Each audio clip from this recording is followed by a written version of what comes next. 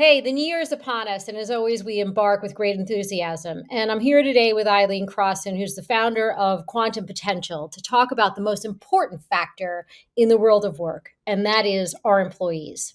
These are the humans that are making it all happen. And, on a really practical note, we want to focus on these humans because they comprise the largest fixed line item for most businesses, and that is only behind where these humans work. That's the second largest fixed line item. So this is really at the core for most businesses from a monetary standpoint. And as leaders managing hybrid and distributed workforces and intergenerational workforces, the complexities of managing these humans and providing an environment for them to thrive is unlike never before. So, if you're a leader challenged with conquering this aspect of your work, I want to let you know that you're not alone. And according to Eileen, this is because most companies aren't offering their people the tools necessary to navigate the complexities of business in this modern world. So, without further ado, I want to hear what Eileen has to say, and I know you do too, about tools that every workplace needs to thrive in 2024. Hey, Awesome. Eileen. Hi, Andrea. Nice to see you. Thanks for having me. Nice to see you too. So let's start with a topic on everybody's mind, Eileen, and that's hybrid work. So there are a lot of great things to be said about hybrid work.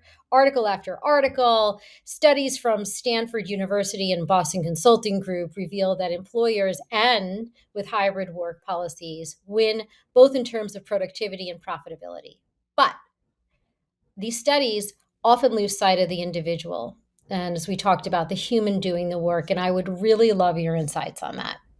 Yeah, thank you. And thank you again for having me. And I really love that you're opening with a very real and persistent problem that most businesses we both know are facing in 2024. I really couldn't agree more. I actually heard a business leader say recently that revenue and profit is always first. And that certainly wouldn't be the first time I've heard someone say that. And I think we can all recognize that technology is offering us incredible advancements to create more efficiency through automation and data.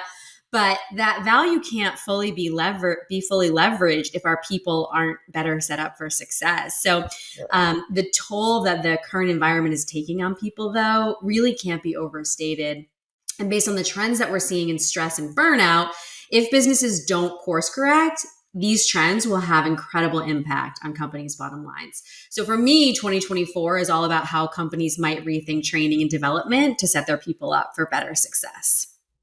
Yeah, and I think that's huge. And the thing is about that the training and development, I am by no means a training expert. So, in order to prepare for our call, I did a bunch of research.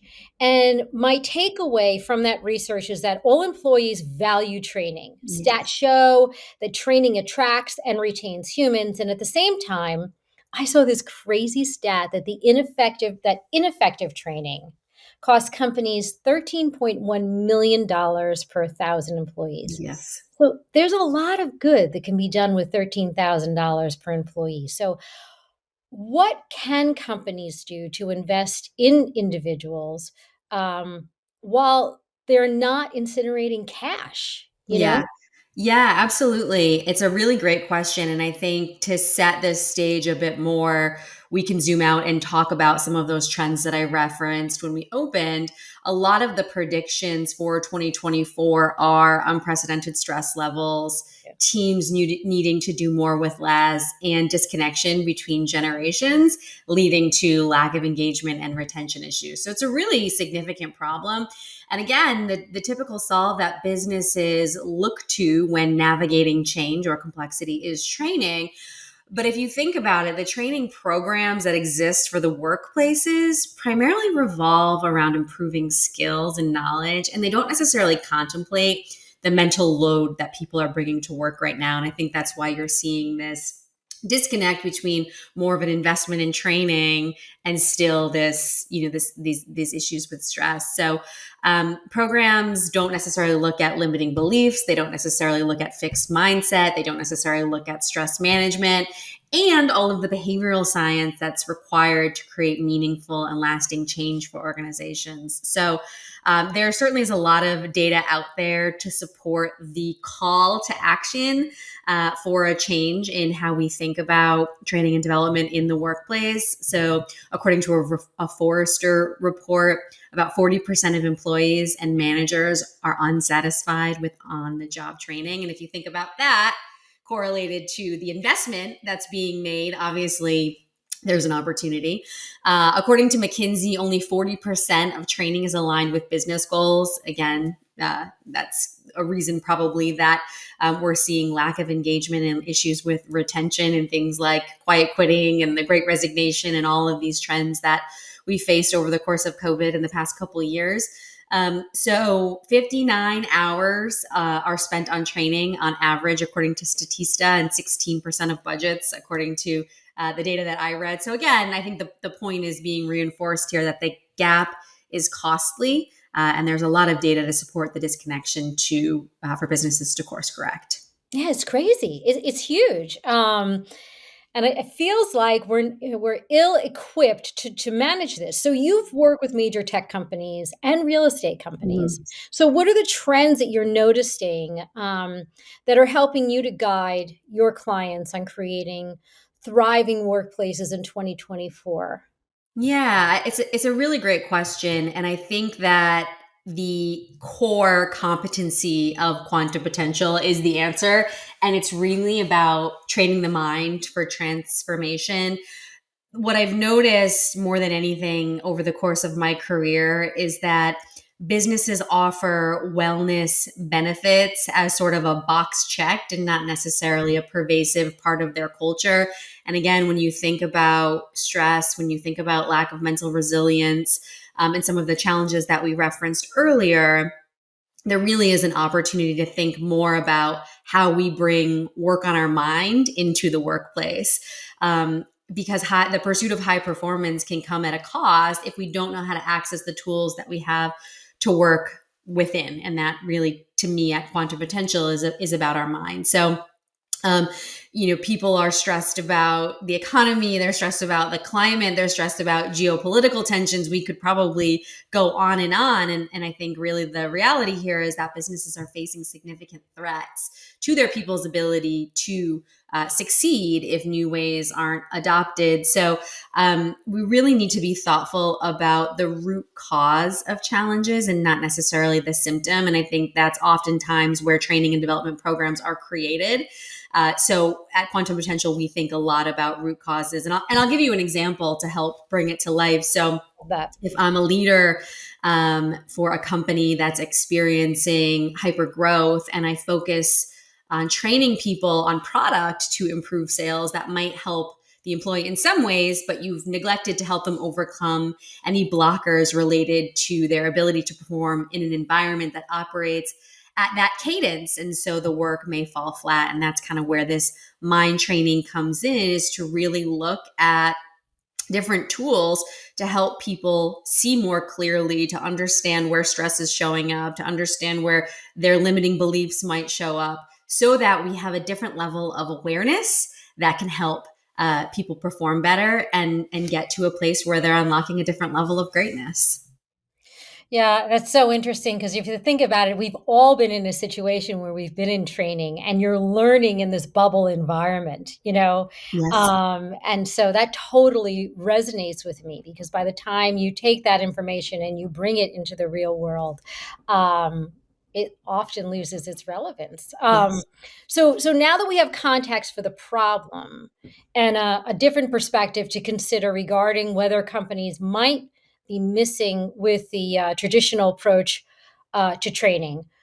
What is the secret tool that you recommend that companies consider for 2024? Yeah. So, what's really important for a business to consider as they're designing a people strategy in 2024 is that their approach to development must change. as we've said. So as people are bringing more blockers to work than ever before, we have to remember that that can directly inhibit performance. According to Team Stage, 74% of workers consider lack of development programs as the reason they're not unlocking their full potential. So this means that skills training is not the only approach to training that matters, and that considering a more holistic approach to development could really be a game changer. And the secret tool that we're talking about with all of our clients at Quantum Potential is a more holistic approach that includes training for the mind. So how do you get, so this is, I'm so intrigued by this because again, we just talked about this whole idea that you're sitting in a session, it's an ideal environment. It's, what you're learning is not practiced in context. And so you're totally pumped. You're totally pumped. And then, you know, you're out in the real world, you have no idea how to apply what you've learned. Mhm. So how do you get around that? Yeah, it's a really great question. And the program that supports Quantum Potential's solutions is not only the experiences that you're talking about. So you have a great training session, it's a half day, you've brought together a distributed workforce, maybe you've got this really energetic moderator who's inspiring you, and it's all well and good, but like you said, how do you really apply it? So, what Quantum Potential offers is a daily practice tool to help you take all of the work from our experiences and directly apply it to the changes that you're trying to create in business. So it makes it much more ROI centric. It makes it, again, a much more sticky, pervasive part of culture. And it actually gives participants the opportunity to really work with the theories and the concepts in a way that can be meaningful, not only for their professional lives, but their personal lives too. Because again, people bring their whole selves to work. Like Yeah. when we think about training myopically, if we're thinking about skills, like that isn't necessarily a holistic approach. And especially within Gen Z, that is the expectation. So, taking a step back for a minute, if I may, to talk about before you kind of get to the practice, what some of the mind training includes. Would that be helpful? Yeah, I'd love that. Awesome. Absolutely. So, my theory is that we're living in this world of consumerism where people are consistently telling us, brands are consistently telling us, businesses are consistently telling us that we need something to be better. And I've spent a lot of time, not only in the business world, but also as a yoga teacher and a meditation teacher, understanding the values of the tools, the value of the tools that we have within. And that's really where this concept of mind training came from. And I think it's really closely related to this topic because when you're thinking about stress in the workplace, when you're thinking about needing to build mental resilience, when you're thinking about the habits for change, in my experience and through the work that I've developed for Quantum Potential, there's really three things that matter that can help us with these core problems, right? So if we think about a core problem that we've referenced here being stress and lack of awareness, the core tool that we can use to solve that, that's available within all of us, that we can practice through a sticky daily practice like we talked about, is mindfulness. Mindfulness has stigmas. Mindfulness has baggage. Suddenly, oftentimes, when I'm in a meeting with a CEO talking about the opportunities for their team in relation to Quantum Potential, if I say mindfulness, someone goes, "Oh, it's woo woo, it's all of these things." But there's a tremendous amount of research to support the value of mindfulness in the workplace when it comes to improving personal well-being, when it comes to work performance, when it comes to leadership qualities. And I can't tell you how many business leaders I've spoken to lately that are like, please help me understand how to equip my leadership team to better manage our workforce, because a different set of tools is really required to navigate the complexities of the workplace today. So there's lots of studies that maybe we'll link into the article when this publishes and this video. Yep. But it really is important to understand that there's proven science behind it that can lead to better decision making, better problem solving, to help in this sort of post-conventional leadership world that we're living in. So that's the first one that I would mention as we think about stress and solving that problem, right? Is mindfulness Yeah. being the key, and then having a practice to bring mindfulness into the day to day for the business. And then there's the mental resilience piece, right? Like we've got to keep going, and it's getting more complicated and harder in a lot of ways for businesses to compete, to keep up, to thrive. And so a lot of that can be thought through the lens of mindset. And so building a mindset culture. So once you have the mindfulness and the awareness, and you can start to see your limitations through mindfulness, you can start to have choices. You can understand where you're operating from a place of this is fixed. This is how we operate. This is how we do business. This is how our culture works, to, well, now I have the space to see where that conditioning and that programming lies. How do I think differently to celebrate learning, to promote risk taking, for opportunity creation, to develop from more of an innovative place? So it gives us a different choice. Yeah. So that's the second. So we've got mindfulness for stress, we've got mindset for mental resilience, and then the third is this idea of navigating change, and it's really the question that you started with, which is like, you've had this moment, now how do you really take it to the next level and get that ROI that businesses really want from their incredible investments that you referenced earlier? And how do you do that when we're facing burnout and we're facing all of these other challenges that we know as leaders we're facing?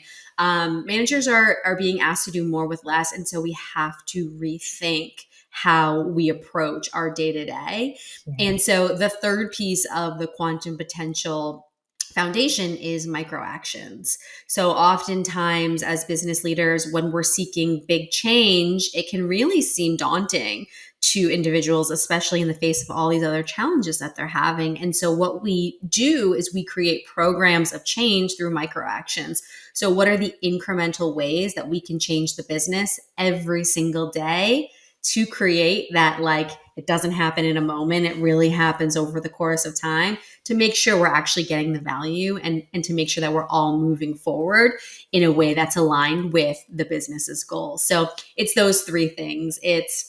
The it's the combating stress through mindfulness, it's the mental resilience with growth mindset, and it's navigating change with this idea of a program to train the mind. So that was a very long-winded answer, but I hope it helped. No, it does, and when you wound up the last point of the incremental gains factor, that really resonates with me too, because people are always looking for big, huge wins. It's not really Yeah. about that. Yeah. It's about building upon these incremental gains, and in aggregate becomes incredibly meaningful. Yes. Yes. Couldn't agree more. That's very cool. So you talk about modernizing the workplace. Could you say more about, what you mean here and who that really applies to? Yes. So modernization isn't only about the wider view of what training and development needs to mean for businesses looking to improve performance. It's also about bridging the divide between generations. So if I mentioned that the first challenge I hear when talking to business leaders is about equipping their leadership teams with better tools to navigate this current workplace, the second question is, how do we think about intergenerational workplaces? The most clickbaity thing we could talk about in this conversation is, how do business leaders better understand and better connect with Gen Z? I worked for a company prior to Quantum Potential that had a very high propensity of this generation. So I got to observe all of this firsthand and come to it with, an educated perspective.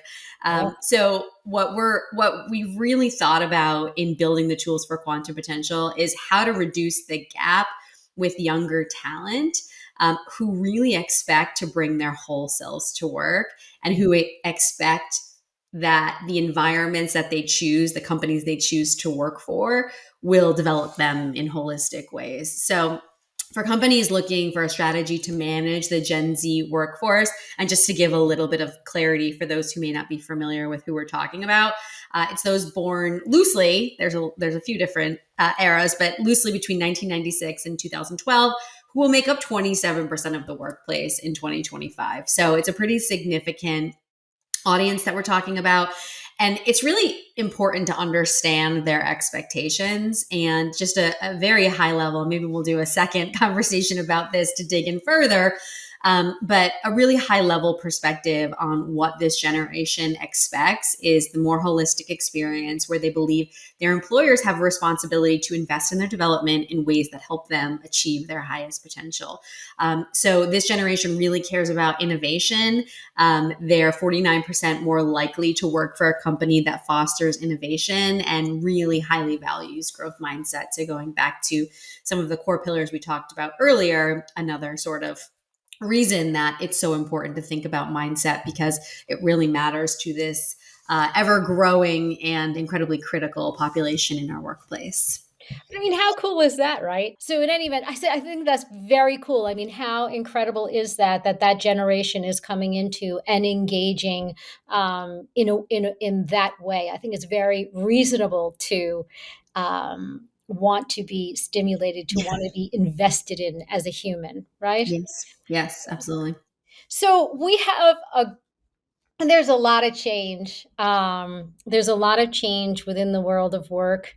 There's a lot of change with where we work, how we work, who manages.